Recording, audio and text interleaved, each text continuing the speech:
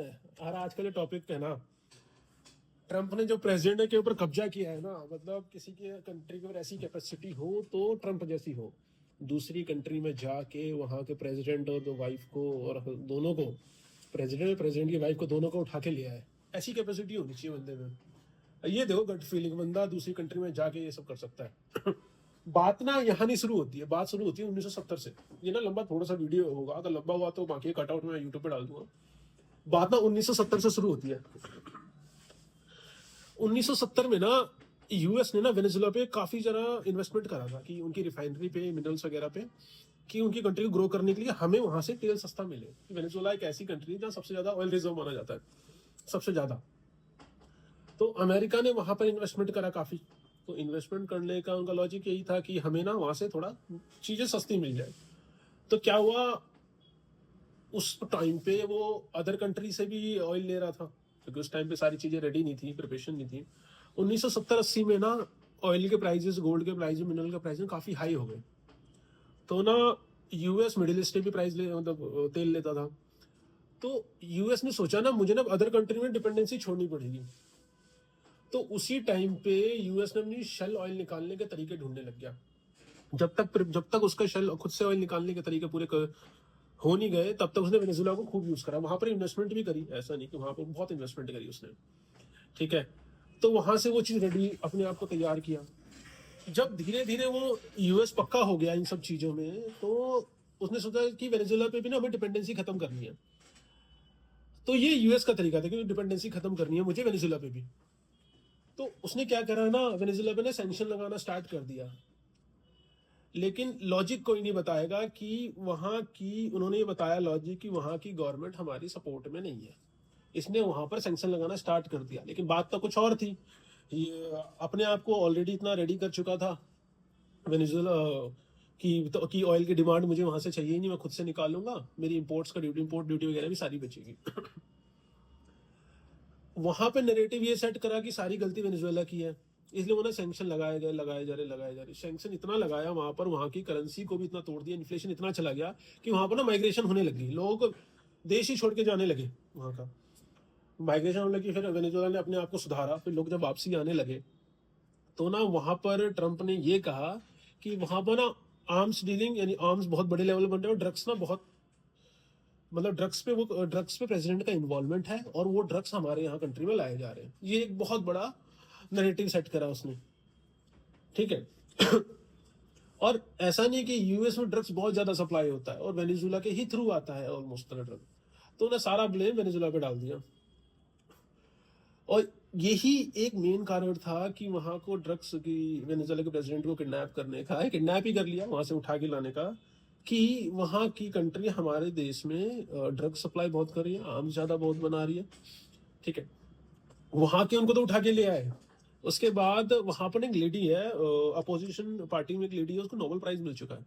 तो वहां पर वो बात हुई कि अपोजिशन कोई तो लीडर बनेगा। तो उसी की बात चल रही थी लेडी का नाम नहीं पता, मुझे देखना पड़ेगा। तो ट्रम्प ने कहा कि अब ये देश ना हम चलाएंगे। लॉजिक बताता हूँ, दो तीन चीजें और बताऊंगा। वेनेजुएला में कहते हैं कि ये देश को हम चलाएंगे, और वेनेजुएला किसी को ऑयल नहीं दे रहा था, तो हम ना ऑयल डिस्ट्रीब्यूट करेंगे, जिससे वेनेजुएला के लिए अच्छी बात है। अरे यार, इतनी मेहरबानी करनी थी तो उसके बाद सैंक्शन क्यों लगाया, हटा देते। 20-21 साल पहले सद्दाम हुसैन को भी जो पकड़ा था यूएस ने, तो यूएस ने ये कहा था ईरान को हम चलाएंगे। आज ईरान जो है सबसे डिस्टर्ब कंट्री, क्या हाल है ईरान का आप देख लेना। सबसे ज्यादा टेररिस्ट गैंग सब उधर ही होता है। ये हाल के मतलब, अगर ट्रंप ने कहीं पर भी हाथ, अफगानिस्तान में हाथ रखा, वहां का क्या हाल कर दिया। ठीक है, ईरान का देख लो वहां हाल क्या कर दिया। ठीक है, ईरान का हाल देखो, वेनेजुएला का अब हाल देखना, उस टाइम पे क्या किया था उसने, अभी भी वही हालत कर दी उसने।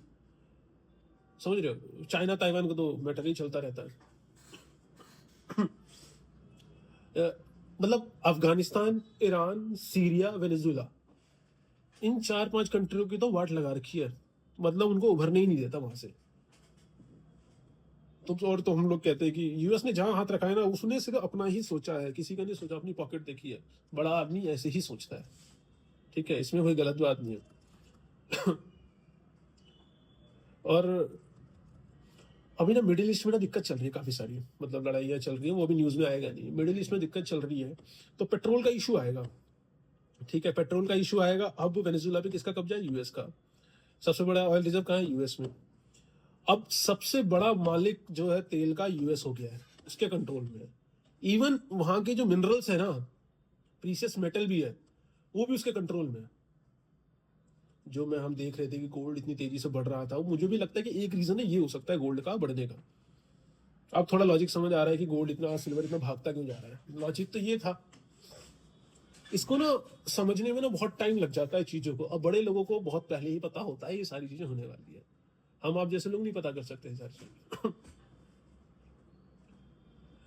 अगर वो यूएस का बड़ा प्लेयर बन गया ना, अब इंडिया को भी छोटी छोटी दिक्कतें आ सकती। हमारे पास मल्टीपल सोर्सेज थे पेट्रोल के, मतलब हम रशिया से भी ले लेते थे, ठीक है, कुछ ईरान से ही मंगाते थे, कुछ हम वेनेजुएला से भी लेते थे। हमारा मल्टीपल सोर्स था। मल्टीपल सोर्स ना श्रिंक हो गया। यूएस हमें रशिया से लेने नहीं दे रहा, उसी के चक्कर में हमारी लड़ाई चल रही है टैरिफ की। मतलब खुला बोल रहा है कि मोदी से हम मोदी हमारी हेल्प करेगा रशिया से तेल ना लेके। आई थिंक मोदी इस बात को समझेगा। अब वो भी क्या करे, क्या कर सकते हैं भाई। उसने दूसरी कंट्री की हालत नहीं करी, हमें तो चुपचाप ही कराना पड़ेगा। हो सकता है कि सारा वेनेजुएला से ना ले, और भी चाहिए जगह से ले, मल्टीपल सोर्सेज रहेंगे फिर भी हमारे, लेकिन ना वो सोर्सेज श्रिंक हो रहे हैं हमारे थोड़े। चाइना तो कोई ऐसी तेल से फर्क नहीं पड़ता, एटलीस्ट व्हीकल्स में तो वो लेगा ही नहीं। ऑलमोस्ट सारा ईवी पे कन्वर्ट हो गया, थोड़ा बहुत है तो रशिया और कहीं और से ले लेगा, और चाइना।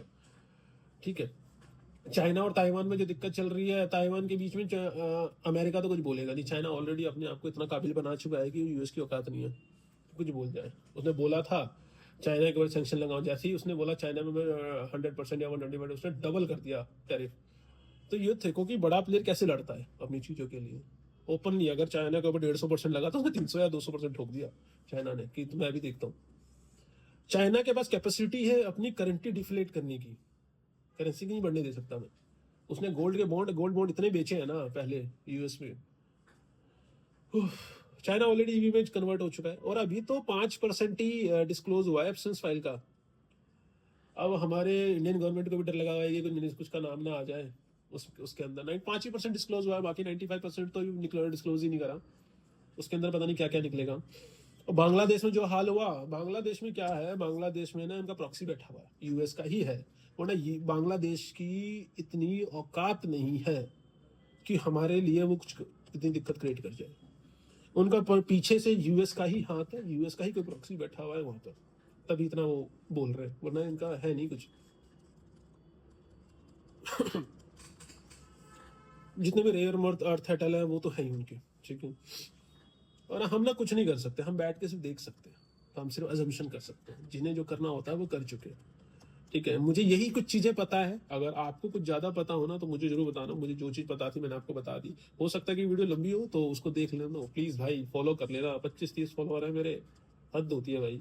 जितने लोग देख रहे हैं एक आधा बार फॉलो तो कर लिया करो। ठीक है, ये चीज है। अब बतानी ये चीज कहाँ तक खींचेगी नहीं खींचेगी। और ना इंडियन इकोनॉमी के लिए ना क्या इशू है, इक्विटी में खास बहुत कम इशू नहीं आएगा, और हमारे इंडिया की इकोनॉमी में अभी के लिए तो फिलहाल। और गोल्ड सिल्वर भी ना अभी ना गिरेगा नहीं, मतलब 2-4% करेक्ट कर जाए तो कर जाए, लेकिन अभी ना गिरेगा नहीं। ये तो रीजन तो आपको पता ही होगा। यही इतना अभी मुझे लगता नहीं कुछ गिरेगा ऐसा।